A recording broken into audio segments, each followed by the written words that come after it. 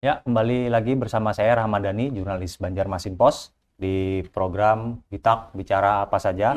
Hari ini kita kedatangan Bapak Riza Aulia Ibrahim, Pak, Kepala Kantor OJK Regional 9 Kalimantan. Oke, tadi kita sudah di sesi pertama kita sudah banyak bahas secara umum soal fungsi dan tugas OJK sebagai otoritas yang punya fungsi mengawasi jasa-jasa keuangan, Pak, ya, secara umum. Eh, ada juga nih, Pak, kasus-kasus terkait asuransi, asuransi yang korbannya juga nggak sedikit. Makanya kalau kita bicara soal keuangan ini banyak bener, Pak, ya. Banyak, Kasus banyak betul. tugasnya OJK ini dari mulai kredit motor tadi, Pak, ya, sampai ke asuransi Asuransi. yang kelas berat lah. Itu gimana tuh, Pak? Laporannya ada juga nggak yang di Kalimantan Selatan terdapat orang-orang yang ngelapor terkena masalah dengan asuransi? Ya, kalau asuransi kan salah satu bidang tugas yang Mhm. menjadi pengawasan OJK itu ada di industri keuangan non-bank. Mhm. Memang selama pengawasan yang dilakukan oleh OJK, kita kan baru terbentuk berdasarkan undang-undang kan tahun 2011 ya 11. undang-undang kita. Tetapi operasional kita melakukan di tahun 2013 gitu ya. Eh, dari sekian banyak asuransi yang memang ya namanya industri ya. Namanya industri itu ada yang berjalan bagus, ada yang kurang bagus, ada yang mengalami kegagalan. Nah, kebanyakan di industri asuransi yang saat-saat ini itu mengalami permasalahan itu terjadi udah cukup lama, gitu ya, udah cukup lama.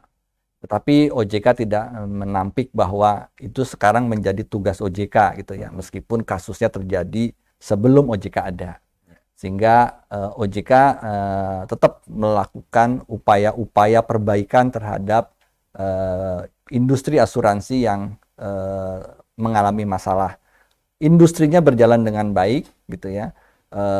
Kebutuhan masyarakat terhadap industri asuransi Masih baik, banyak juga. tetapi ada beberapa institusi yang memang karena pengelolaannya Nah, di tidak baik, pengelolaannya ya ya, yang yang kadang yang bermasalah tuh. manusia ya, yang mengelolakan Ya, entah ya, ya. manusia gitu ya, ada pengelolaannya yang kurang baik sehingga mengalami masalah. Nah, OJK terus bekerja sama dengan eh, pemegang sahamnya karena kan gitu ya, semua industri, semua pelaku usaha itu ada pemiliknya, ada penanggung jawabnya gitu. Eh, Tindakannya tuh seperti apa, Pak? Kalau dari OJK kepada mereka-mereka yang dalam tanda kutip nakal nih. Apa yang bisa dilakukan oleh OJK? Secara umum kita melihat begini, kalau permasalahannya itu dilakukan oleh individunya, Mhm. orangnya, kita akan melakukan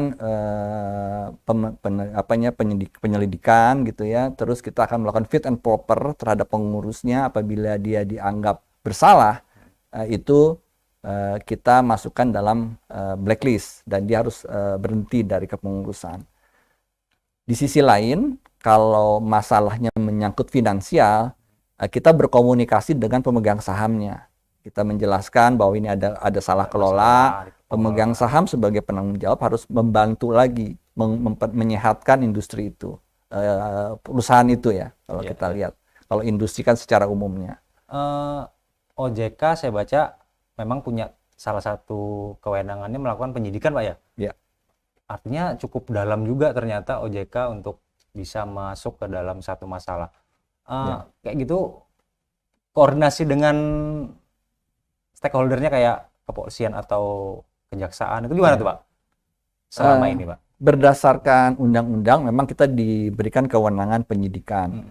Tetapi karena OJK ini pegawai negeri sipil Ya. ya, jadi bukan pegawai negeri sipil, Baik. sehingga dalam tugas penyidikan Hmm. itu kita dibantu.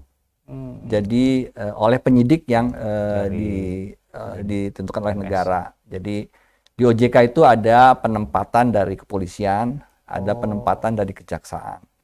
Jadi untuk bagian penyidikan kita sebenarnya sudah bisa melakukan tugas itu karena dilakukan oleh personal-personal yang memang profesional yang memang di bidang ditugaskan itu ya, gitu. Iya. wewenang itu ya. Iya, betul. Oh gitu, oke. Pak, kalau kayak asuransi tadi, kembali lagi, itu banyak yang kasus belakangan yang gagal bayar. Ya.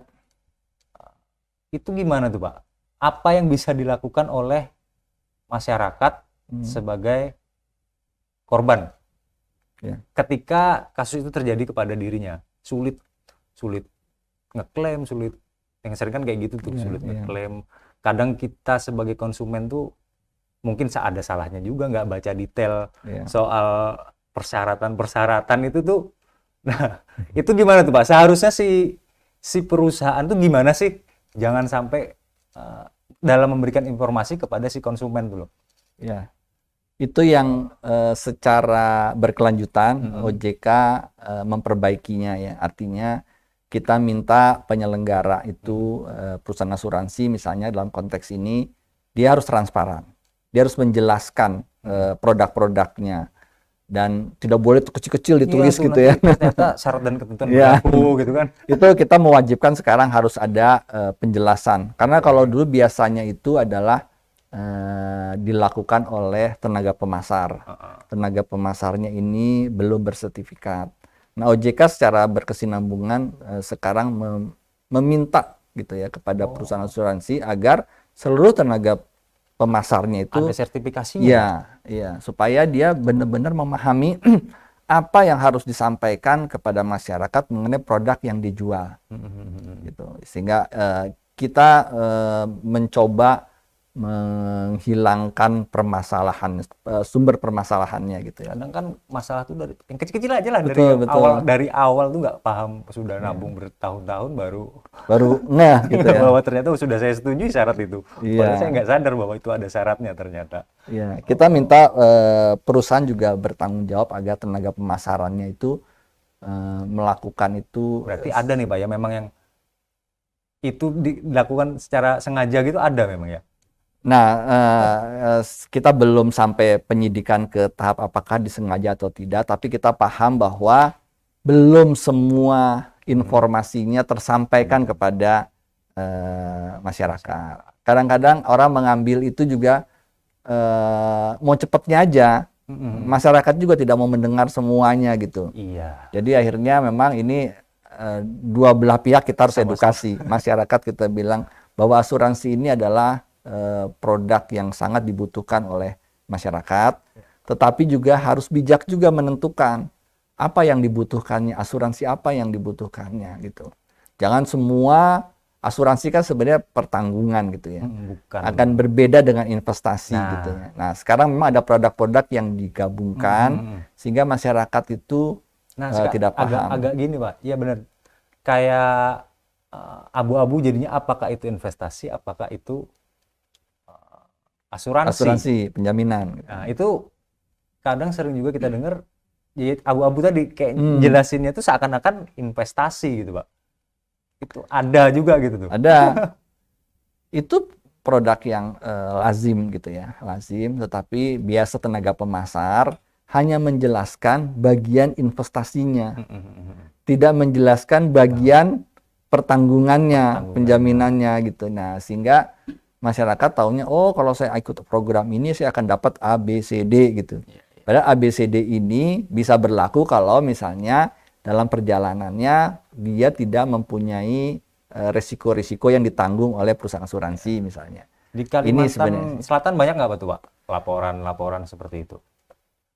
Ada beberapa kita lagi tangani yang sekarang ini cukup masih kita proses adalah dulu asuransi asuransi jiwa ya, Bumi Putra yang sekarang tuh lagi sampai ke sini juga ya, banyak tuh Pak. Betul. Cuman beda, ada bedanya gitu. Bedanya kalau Bumi Putra itu kan dia asuransi mutual. Maksudnya apa tuh mutual? Kalau mutual itu adalah pemegang polis itu adalah sebagai pemegang saham. Gitu. Jadi agak berbeda dengan pertanggungan yang lain di mana kita mengenal namanya RBC gitu ya, risk based capitalnya. Kalau asuransi jiwa yang mutual itu pemegang saham Jadi itu si pembayar polis itu adalah jadi pemegang pemegang saham juga. saham ya. Jadi memang di sini ada risiko bahwa kalau pengelolanya tidak mengelola aset dari perusahaan itu dengan baik dan aset si asuransinya ini menyusut, ya sebagai pemegang polis memang ikut terdampak. Nah, ini yang kurang dipahami sama masyarakat. Gitu. Nih Pak, ternyata lumayan sudah banyak pertanyaan dari teman-teman di rumah.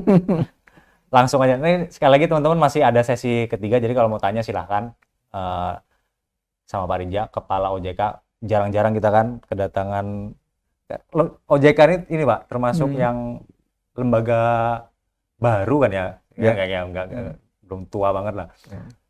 Tapi banyak terkait dengan kegiatan kita sehari-hari sebenarnya. Iya, betul, ya kan? Betul. Ya, tadi kata Bapak dari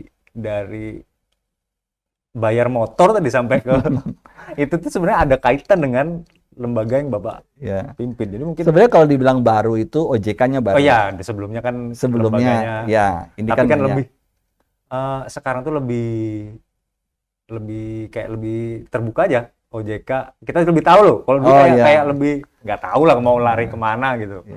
Salah satu tugas kita untuk mengenalkan diri kita supaya masyarakat kalau ada masalah tahu harus kemana gitu. Iya. Dan membuktikan pertanyaan yang banyak ini, Pak. Gitu ya. Nih, saya bacain yang terkait investasi aja dulu dari Instagram, namanya Mas Koko. Kalau di bank itu ada asuransi yang menjamin tabungan kita aman dalam nilai tertentu. Apakah lembaga asuransi juga ada jaminan seperti itu, Pak? Nah, langsung aja dijawab, Pak.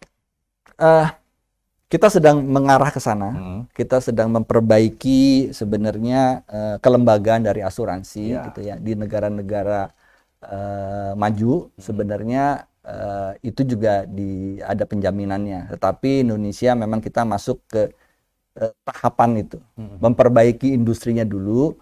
Nanti kita baru membentuk lembaga penjaminannya. Saat ini yang sudah ada LPS itu hanya menjamin perbankan. Bank aja. Oh, memang belum ada ya? Tapi kita arahnya ke sana juga. Siap. Nah, pertanyaan sisanya ini banyak soal arisan dan temen ya, Pak. Karena memang lagi rame nih. Lagi rame ya. Bener lah. Pak, ini dari IG juga, dari Papuyu 9. Pak, gimana caranya Ulun sekira tahu kalau investasi atau arisan itu bodong? Adakah cirinya? Nah, paham aja kalau Pak bahasa Banjar, Pak. Saya meskipun baru 2 tahun di sini, tapi saya orang Barabai. Iya.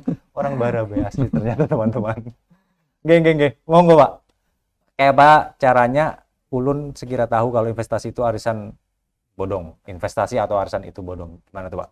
Ciri-cirinya lah. Harus dibedakan. Pertama, arisan tadi ya, kalau arisan kan memang tidak ada izin ya. Karena itu sebenarnya awalnya hanya kesepakatan perjanjian perdata para pihak gitu ya. Kalau investasi ini kita harus juga tanya apakah dia berizin atau tidak gitu ya. Legal atau tidak. Jadi kita harus tanya, harus cek dulu PT-nya apa, bisa masuk ke OJK, tanyakan apakah ini berizin atau tidak. Gitu. Jadi kita bisa ke 021 157 atau WA 081 157 157 157. Di situ tanya aja, kita akan informasikan apakah perusahaan ini gitu ya, kalau dia sebut perusahaan ini sudah berizin atau tidak. Kalau di web itu nggak ada, Pak? Belum ada, Pak? Ada di web OJK. Bisa juga kita cek di situ. Bisa. Nama nanti saya kasih itunya. Oke, nanti kita catat juga. Jadi bisa cari dulu informasi, Pak ya, kalau jadi dari sisi legalitasnya ditanya, dari sisi logikanya, logis atau tidak? Yang ditawarkannya sangat tinggi nggak bagi hasil atau bunganya? Kalau terlalu tinggi, rasanya ini sudah tidak logis. Kalau tidak logis, cenderung ilegal.